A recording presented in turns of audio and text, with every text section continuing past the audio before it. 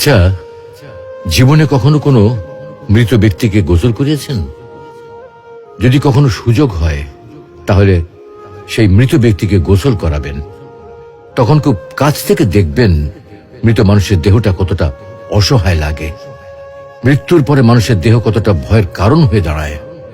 সুযোগ পেলে রাতে লাশটা পাহারা দেবেন, তখন বুঝতে পারবেন প্রিয় মানুষটার লাশ রাতের বেলায় আপনার কাছে কতটা অদ্ভুত লাগে, কতটা ভয়ের কারণ হয়ে ওঠে, কতটা আতঙ্কের কারণ হয়ে যায়। সুযোগ পেলে মৃত ব্যক্তির শরীরে একটু হাত লাগিয়ে কিছুক্ষণ তার স্পর্শ নেবেন। আপনি তখন উপলব্ধির সুযোগ পাবেন এই পৃথিবীতে বিশাল প্রভাব প্রতিপত্তি মৃত্যুর পরে কতটা নির্যাতনের রূপ নেয়।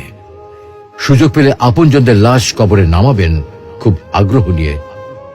শেষবারের মতো মৃতদেহের মুখটি একবার দেখার চেষ্টা করবেন এবং বারবার উপলব্ধি করার চেষ্টা করবেন এই মৃতদের সাথে অনন্তকালের যাত্রার পথে এটাই আপনার জীবনের শেষ দেখা।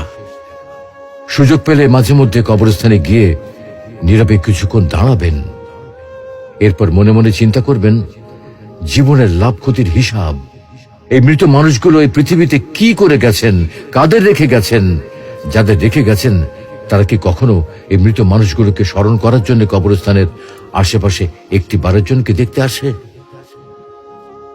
আমাদের জীবনটা বড় অদ্ভুত, বৈচিত্র্যময়। আমরা এর জন্য ওর জন্য, ধন সম্পদের জন্য, ঐশ্বর্যের জন্য, বাড়ি গাড়ি টাকা পয়সার জন্য কত না মায়া দেখাই, আগ্রহ দেখাই, আরো চাই আমাদের। অথচ এই জীবনে আমরা মৃত্যুর কথা না ভেবে, পরকালের জবাবদিহির কথা না ভেবে কিভাবে আরো সম্পদ অর্জন করতে পারি সেই চিন্তায় বিভোর থাকি। হায় রে জীবন, এখনো সময় আছে, ফিরে আসুন মহান রবের দিকে।